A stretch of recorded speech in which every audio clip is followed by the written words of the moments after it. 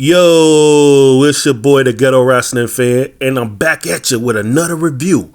Another Smackdown review for another week is a blessing. Thanks for everybody for supporting the channel, but let's get into it. Let's get into the action, ladies and gentlemen. We got Smackdown, right?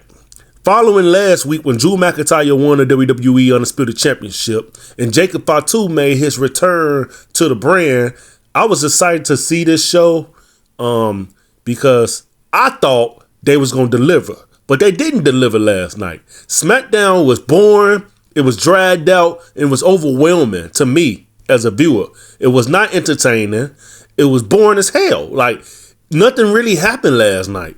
We got a couple qualifying matches just for them to have a four-way or something like that at the Saturday main event in a couple weeks or whenever they have it. It was boring. It was nothing. It was only one thing that entertained me last night on SmackDown. I can say I truly was entertained by. We're going to get into that later on in the video. But let's go on to get into this review.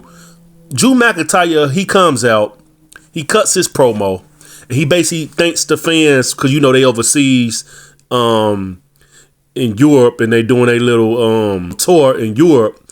And that's probably one of the reasons why Drew McIntyre even the champion in the first place, because, you know, he one of the biggest stars in the WWE from over there. Anyway, he thanks all his fans for the love and support and the post they was giving him after he won the WWE Undisputed Championship. But then, you know, he had to get into his heel run. He basically said, when I was down, I was out, you guys didn't support me. But now that I'm winning, you guys want to support me. So basically, screw you guys in so many words. As he continued to cut his promo, he didn't get interrupted by Randy Orton. Randy Orton comes out and he basically tells him he's not congratulating him. He's not happy for him, basically. It's not a congratulations for him to win the WWE Undisputed Championship. He basically telling him, I beat you before for that belt. I'm going to beat you again. We're going to see each other again. As they go back and forth in the promo, Jacob Fatu then comes out and attacks Drew McIntyre. Drew McIntyre then proceeds to exit by running through the crowd. Oh, he jumped over the barricade, run through the crowd. Jacob Fatu chases him. As Jacob Fatu chases Drew McIntyre, he then gets attacked from behind by The Miz. The Miz attacked Randy Orton and start their match because they got a qualifying match to start the show off. As we know, nothing really happened in this match. This match was boring. Nothing really happened. But one thing did happen. Randy Orton, he got the defeat over The Miz and he qualifies further in the tournament or whatever they call themselves doing for the WWE Undisputed Championship. Moving on, next we got another promo. Cody Rhodes come out in the suit again, and he reminded everybody why he wasn't qualified to be the WWE Undisputed Champion. He cuts this bootleg ass, boring ass promo that reminds everybody why he wasn't qualified to be the WWE Undisputed Champion. He then talks about his podcast and he disses Jacob. This reminded me why I don't like Cody Rhodes no more. I'm not a fan of Cody Rhodes. His promo is boring. His in-ring ability is decent, but it's not entertaining. They can drop Cody Rhodes from WWE and I won't miss him. I'm tired of this guy. He comes out in a suit every week and he got this corporate attitude. I don't want to see no corporate attitude every week. When Mr. McMahon did it, was understandable because Mr. McMahon was the owner of the company. I don't want to see Cody Rhodes come out every week with this cheesy corporate attitude he got. Like he just cheesy. He's corny. He's like a nerd posing to be a jock. That's what I'm getting from Cody Rhodes. Anyway, moving on. We then got Trick Williams versus Cardona. I'm gonna call him Zack Ryder. I don't know who the hell Cardona is. I didn't watch him when he wrestled with TNA like that. I didn't watch him when he wrestled AEW like that, but I did watch him when he wrestled under the name Zack Ryder. Anyway, he lost the match. Trick Williams got the victory and defeated him. And that's basically the end of that. We then move on to one of the most disappointing matches of the night. Charlotte Flair and Alexa Bliss versus Kalina and Julia. We all know that Charlotte Flair is a good wrestler. Alexa Bliss is a good wrestler too, but she kind of washed up. It don't matter how good you are. If they put you in the ring with trash, you're going to have a trash match. My opinion, I feel that Julia should be fired instantly. She's trash. She do not have it. See, that's the thing. They go get all these indie wrestlers that's hot on the on any scene, and they expect them to be superstars in the WWE. It don't always work out that way. Everybody is not a CM Punk. Everybody is not a Kevin Owens. Everybody is not a Sami Zayn. They cannot wrestle. I'm just gonna say that they cannot wrestle. Their wrestling skills is trash. This is the third or fourth week of me doing a review that I gotta say that the match was absolute garbage. It was too many botches. They just don't know what they're doing out there. And it's gonna get to the point where Julia and Kalina, they gonna injure someone because they trash. They don't got what it take. Stop forcing people that can't wrestle. They cannot deliver. I'm sorry. You either got it or you don't got it, and they don't got it. So I'm gonna call this match Bot City. Alexa Bliss hits the Sister Abigail, and she wins the match. And then after the match, we got another brawl, another melee. Last Legend Nia Jax attacks Charlotte Flair and Alexa Bliss for the fourth and fifth time in a row. Same shit over and over and over. Copy and paste bullshit by Triple Fraud. But anyway, moving on. We then move on to this guy, Kit Wilson. Now, everybody know, if you're not familiar with Kit Wilson, he used to be part of a tag team called Pretty Deadly, and that tag team was absolute corny. It's not entertaining in my book. I'm just giving my opinion. I did not like them. I did not enjoy their in-ring ability. I did not enjoy their promos, their gimmick, nothing about them. So he got a new gimmick and a new makeover, and it's just as corny as it was when he was with Pretty Deadly. So Jacob Fatu comes out with a red bandana, which I don't know why he rocking a red bandana. He just want. I'm starting to see that Jacob Fatu just want everybody to see him as a thug. Like, why you can't just be the Samoan werewolf? Why you gotta carry yourself like you this thug and this super gangster? That's just my opinion. Some people may disagree, but that's what I get from his gimmick and the way he carry himself. He comes out, he attacked Kit Wilson, and he calls Cody Rhodes out. Cody Rhodes come out, and we get another melee. We get another melee. I'm going to call Cody Rhodes the Melee Prince. I can't call him the king because we all know Roman Reigns is the Melee King. He comes back. Roman Reigns come back. He do a melee. He be gone for 2 months. Come back, do another melee. Be gone for 3 months. Come back, do another melee. Be gone for 4 months. This melee shit is... We see more melees than we see promos. We see more melees than we see matches. It's getting ridiculous. Anyway, because I was excited to see, I ain't gonna lie, one of my favorite wrestlers right now is Jacob Fatu. Besides I feel like he posing as this super thug. Besides that, and him, the way he carry himself, he's one of my favorite wrestlers right now.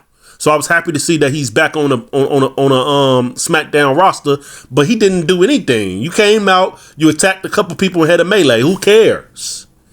That don't excite me. That stuff is a melee. You don't need a melee every week. You don't. Anyway, moving forward.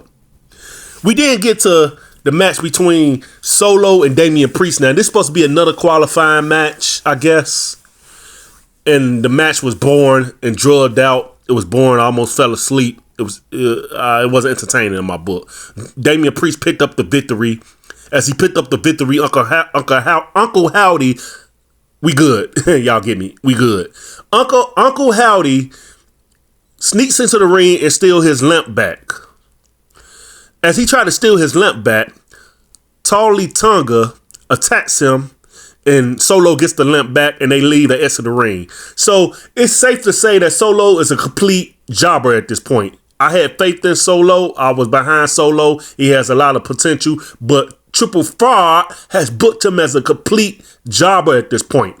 He went from fighting over the Utah with Roman Reigns, trying to see who's going to be the tribal chief, to being in the United States Championship picture, on his way to the WWE Undisputed Championship picture, which he kind of is still in the WWE Undisputed Championship picture, to fighting over a limp. You got to be fucking kidding me. This guy is fighting over a limp, ladies and gentlemen. Anyway, moving on. We get to the only match that was entertaining to me, the only match that made sense to me, and the only match that really gave me any type of entertainment last night. And that's the match between Carmelo Hayes versus Leon Slater. Now, everybody know Carmelo Hayes, he does these open challenge matches ever since they, for the last couple of weeks, ever since Sami Zayn won the United States title, they've been doing open challenge matches for the WWE United States Championship every week. So we all know that Leon Slater is under the TNA banner. He's the TNA X Division champion. So the open challenge this week is Leon Slater versus Carmelo Hayes. This was an awesome match. This match was entertaining. They both did their thing, and I liked it. I like this match. This match I give this match a 7 or 8 for the night. It was good. Anyway, moving forward, we did get to Jordynne Grace versus Chelsea Green. Now we all know they building up for Jordynne Grace to go 1-on-1 with Jade for the WWE Undisputed Championship. So Jordynne Grace defeats Chelsea Green, and Jade, she stands on the apron and hold her WWE Undisputed title up to show that she's superior and she's the champion. As she does that, she get attacked by Chelsea Green, knocked off the apron, and then Jordynne Grace picks up the belt while she on the floor and she hold up the title to let Jade know that she's gonna be the next champion. Lazy writing from the writers, predictable writing, straightforward, no creativity there. Moving on, we then get to the last match, the main event of the night. Now, after all that we seen, this was the main event. We got the same match we seen weeks ago. We got Sami Zayn versus Dragunov. Dragunov, when he first came back, he defeated Sami Zayn for the WWE United States Championship. So we got another match, another copy and paste match by Triple Fraud. This match was all right. It wasn't good. It wasn't bad. It was boring. I'm gonna say it was a decent match. It just wasn't entertaining. I mean, that's why I'm at with WWE. Some of the stuff they do is I ain't gonna say it's good because it's trash. A majority of the stuff they do, but the matches they put on, it be good wrestlers and good talent. The matches just be boring. I feel like they taking a page out of AEW book. This is the reason why I didn't like AEW when they first came out, because AEW didn't have a lot of stories with their matches. They just flood the card with a whole bunch of different matches and call it a day. I feel like WWE is taking a page out of their book. They doing the same thing. They flooding the card with a whole bunch of different matches. But the difference between AEW and WWE, the AEW matches actually be good. It be entertaining to watch the matches. The WWE matches be boring, be a lot of botches, and just be a lot of people out of place looking like they don't know what they doing out there. So Sami Zayn got the victory over Ilya Dragunov, and then he get attacked by Trick Williams. And that's how we close SmackDown for last night. I could have did the recap last night, which SmackDown aired earlier in the day because they was overseas, so the show was on earlier than it was out here in the States. But I could have been did the review. It just wasn't entertaining. I'm not gonna lie. A lot of this stuff I redo on WWE 2K. I redid this show on WWE 2K, and it was boring even playing this shit. Like, I ain't gonna lie, I don't know. I've been doing it for years. I redo the card. I redid the whole card on WWE 2K, and it wasn't even fun playing. I'm gonna give this show a 2, just to be nice. This show was trash. It was dookie juice. Nothing happened. It wasn't entertaining. It was dragged out. Too many. I mean, they had matches that made sense because it was a tournament for the WWE Undisputed Championship. But a lot of other stuff it's just not entertaining, man. It's not entertaining. Any wrestling company can put together a whole bunch of matches. Every wrestling company can't deliver and really entertain. I feel like WWE is turning into an indie show. It don't feel like a global phenomenon. It feels like an indie show. It don't feel like the top of the wrestling world. It feels like some indie shit. It's boring. It's not entertaining. It's not engaging or nothing. It's just something. I could say it's something to watch on a Friday night, but I would rather do something else, like I did last night. Notice I didn't get this recap video out right away. I took my time getting this recap video out because it wasn't entertaining. Nothing was entertaining about this shit last night. And I just knew they was going to deliver because we got Drew McIntyre as the WWE Undisputed Champion, and we got Jacob Fatu back. But that just goes to show you we don't got good booking. It don't matter who they bring. They can bring The Rock, Stone Cold, Ultimate Warrior, Hulk Hogan, Macho Man, Andre the Giant. It don't matter who they bring. The booking is trash. The booking is trash. Simple as that. But y'all tell me how y'all feel about it. I didn't like the show. It was boring. It was just not entertaining. It was trash. The matches, the wrestlers, I don't know what it is. They just not that good. It's not that they not good at what they do. They mid. A lot of these wrestlers is mid. A lot of them do got potential to be great, but a lot of them are mid. You guys let me know how you feel about this. It's your boy, the Ghetto Wrestling Fan, and I'm out. Peace.